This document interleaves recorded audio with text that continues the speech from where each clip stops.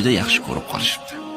Oradan ko'p o'tmay, 'tinchi bilan bu dono ayolning to'ylari bo'libdi. Ular baxtiyor hayot kechira boshlashibdi. Davlatlarga davlat qo'shilibdi, baxtlariga baxt, ularning inoqligi, baxtli yashashi haqidagi ovoza uzoq-uzoqlarga tarqalibdi. Bir 'tinchi shunaqa badavlat bo'lib ketibdiki, asti qo'yaverasiz ekan. Bir kambag'al 'tinchining dang'illama uyli joyli, davlatmand bo'lib qolgani haqidagi xabar ayolning avvalgi erining quloqiga ham yetibdi.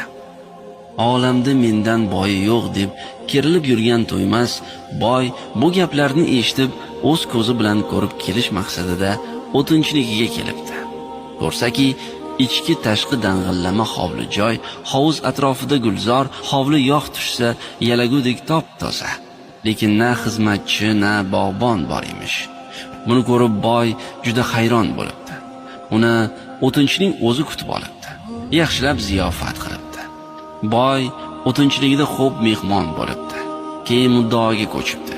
Uning qanday qilib bunday davlatmand bo'lib ketganini so'rabdi. Nimasini aytay debdi 'tinchi unga. Ota bobamizning erni er qiladigan ham, qaro yer qiladigan ham xotin degan gapi bor edi.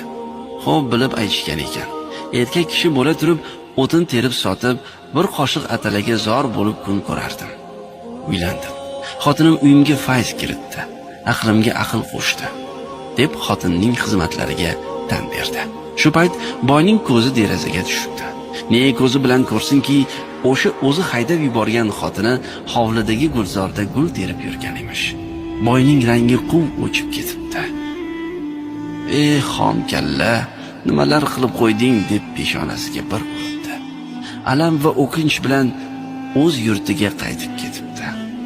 'tinchi va xotini uzoq va baxtli hayot kechirishibdi.